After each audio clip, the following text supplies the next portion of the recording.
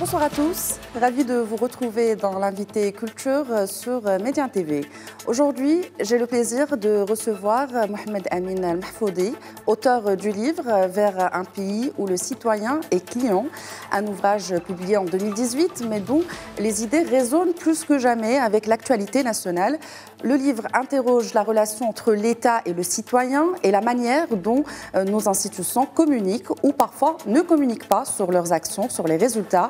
À l'heure où le souverain, dans son dernier discours devant le Parlement, a appelé justement le gouvernement à communiquer davantage autour des grands projets en cours et d'instaurer la culture du résultat.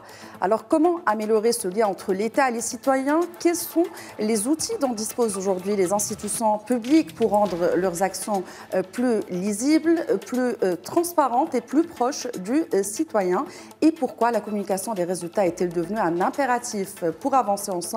Alors pour en parler, j'ai le plaisir d'accueillir, je me tourne vers vous, c'est Mohamed Amin Mahfoudi. Alors vous êtes docteur en sciences de l'information et de la communication. Vous êtes aussi expert en numérique et vous êtes donc l'auteur de ce livre. Vous êtes également chercheur à l'université de Nice. Oui. Merci d'avoir accepté notre invitation. Bonjour. Merci à vous et à tous les téléspectateurs. Alors, peut-être on commence par le commencement. Donc, j'ai le livre à côté. On commence par le titre. Vers un pays où le citoyen est, 3 points de suspension, client et client entre guillemets. Oui. Qu'est-ce que vous suggérez à travers ce titre ? Merci beaucoup, encore une fois. Alors, j'ai mis client entre guillemets parce que nous avons aujourd'hui dans notre pays, comme dans tous les pays du monde, deux cas de figure. Nous avons les clients des entreprises commerciales, privées, donc qui s'accaparent, qui s'acharnent, qui font tous les efforts possibles et imaginaires en termes de com et de commercial pour retenir un client et pour le fidéliser. Et nous avons de l'autre côté le citoyen qui est en fait le client, entre parenthèses, entre guillemets, de toutes les institutions de l'État. Et quand je dis institutions de l'État, c'est toutes les administrations, les collectivités locales, enfin tout ce qui représente l'État de manière générale. Alors dans ce livre-là, j'avais introduit un concept que j'ai appelé CIRM, le Citizen Relationship Management, en parallélisme à ce qu'on retrouve un peu dans les secteurs privés, le CRM ou le Customer Relationship Management, qui est un ensemble d'outils, pas forcément tout le temps informatique, mais d'outils organisationnels, de conceptuels, pour fidéliser, pour marketer ce qu'on lui vend, etc. Et donc, je me suis dit que et si le client, si le citoyen est considéré par l'administration comme un client, cela voudrait dire immédiatement qu'il y a des objectifs à atteindre, qu'il y a des services à lui fournir d'une certaine qualité, mais il y a aussi la manière, mais il y a aussi les canaux à utiliser, etc., etc. Et c'est de là un peu qu'est venu ce livre, qui est quand même un livre de 300 pages où je parle aussi de beaucoup d'autres choses. Alors, vous faites référence dans ce système, vous parlez de CIRM, c'est bien cela, un système qui est déjà bien connu dans le monde de l'entreprise, oui, qui, vous l'avez dit, a certains objectifs à atteindre, oui, à travers cette communication.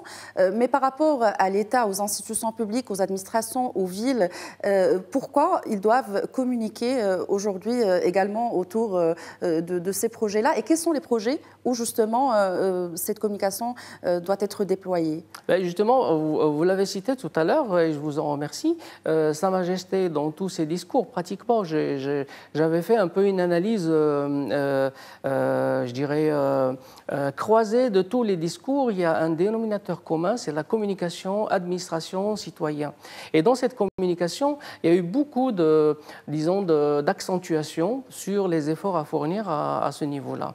Et quand je compare le CIRM avec le CRM, ça veut dire que aujourd'hui, tout le monde le sait, on le sait, et c'est pas qu'au Maroc, c'est un fait, je dirais, existentiel qui se pose la majorité du temps dans tous les pays quand il y a des projets complexes que l'État engage. C'est ce décalage de communication entre ce que l'administration fait, ce que l'État fait et ce que les citoyens perçoivent comme résultat.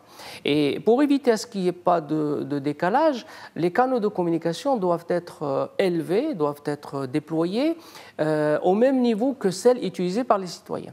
Aujourd'hui au Maroc, par exemple, nous le savons tous, les citoyens aujourd'hui utilisent énormément les réseaux sociaux. Quand on voit les analytics, on voit qu'il y a déjà plus de 45 millions de smartphones qui tournent dans la nature, il y a plus de 20 millions de Facebookers, plus de 15 millions de comptes sur X, etc. Et donc les canaux de communication sont tellement différents des canaux qu'utilisent les administrations que parfois le décalage s'installe. Et donc c'est pour ça que le CIRM ou le Citizen Relationship Management va faire en sorte que les administrations mettent en place ce qu'il faut à l'instar de ce que font les grandes sociétés privées. Donc, alors justement, est-ce qu'on peut avoir un exemple concret, par exemple, un projet en cours, si vous avez ça en tête, autour duquel on doit communiquer peut-être pour que les citoyens puissent avoir de la visibilité, de la lisibilité autour de ce projet? Oui, je vais en citer quelques-uns qui ont quand même réussi sur le plan communicationnel, sans rentrer dans les autres considérations de ROI, de retour sur investissement, etc. C'est peut-être un autre sujet, mais déjà en termes de communication, je peux vous en citer deux qui avaient marqué deux grandes villes du Maroc, c'est le tram de Rabat et le tram de Casablanca. Et d'ailleurs, dans mon livre, j'avais même félicité les directeurs, enfin les directrices de projets qui étaient à la tête, c'était des dames, à la tête de ces deux projets-là. Et je me rappelle bien que le tram de Casablanca a été inauguré par Sa Majesté le 12-12-2012. C'était la date butoir qu'il ne fallait pas dépasser. Et donc toute l'activité qui a été faite avant, c'était une activité technique, mais aussi une activité projet.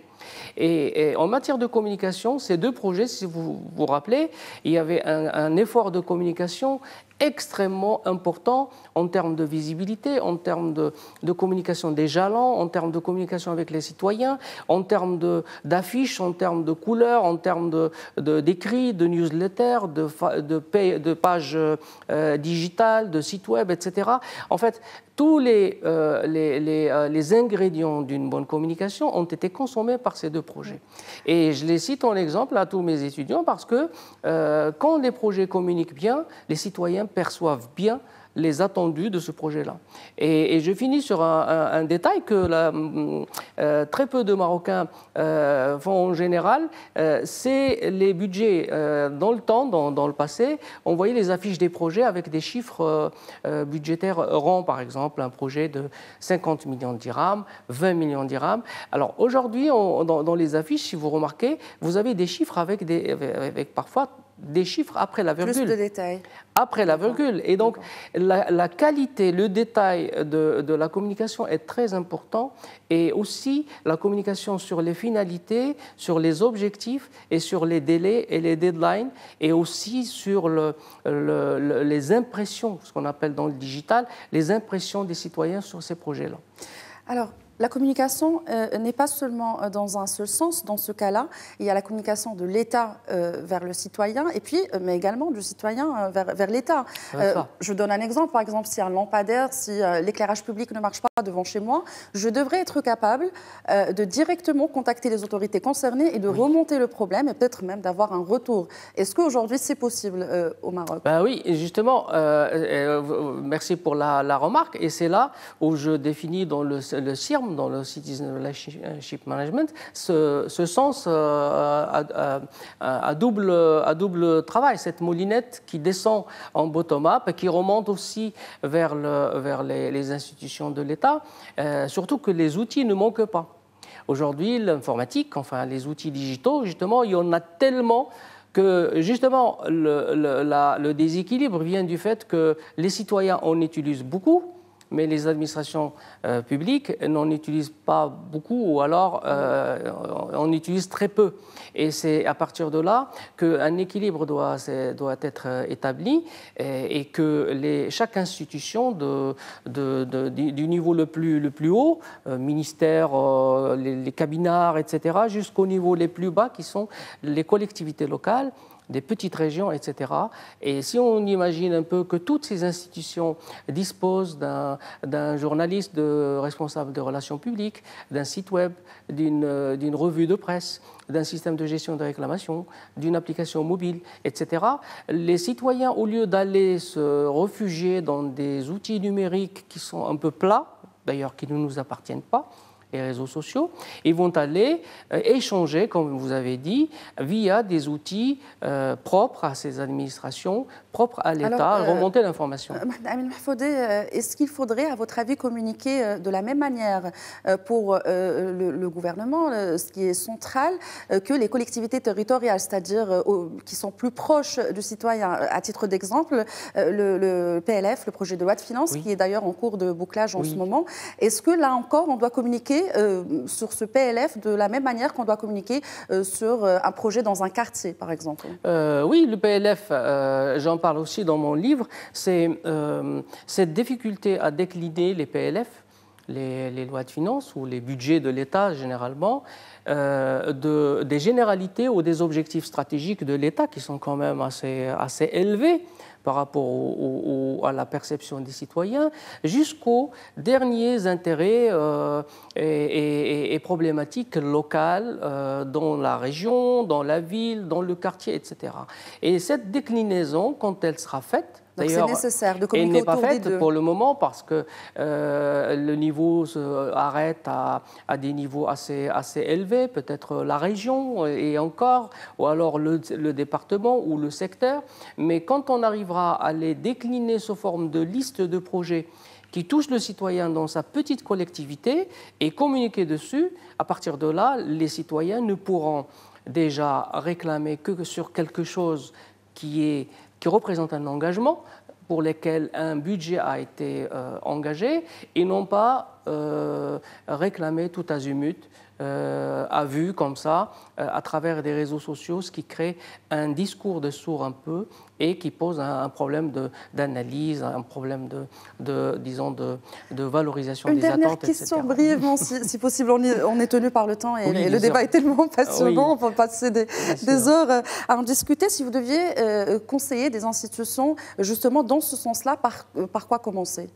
Alors en termes de communication, techniquement, c'est assez simple.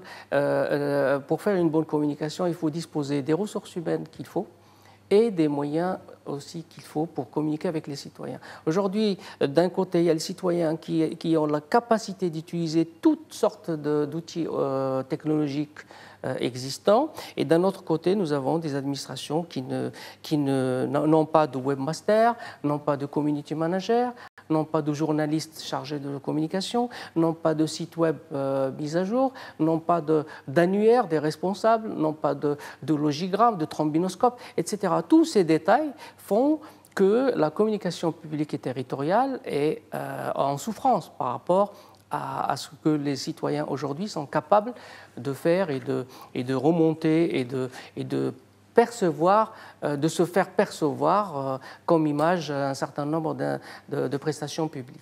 Mohamed Amin Mahfoudi, je le disais, c'est un débat passionnant. J'espère qu'on aura l'occasion d'en reparler pour pouvoir aller plus dans le détail. Je rappelle que vous êtes donc l'auteur du livre Vers un pays où le citoyen est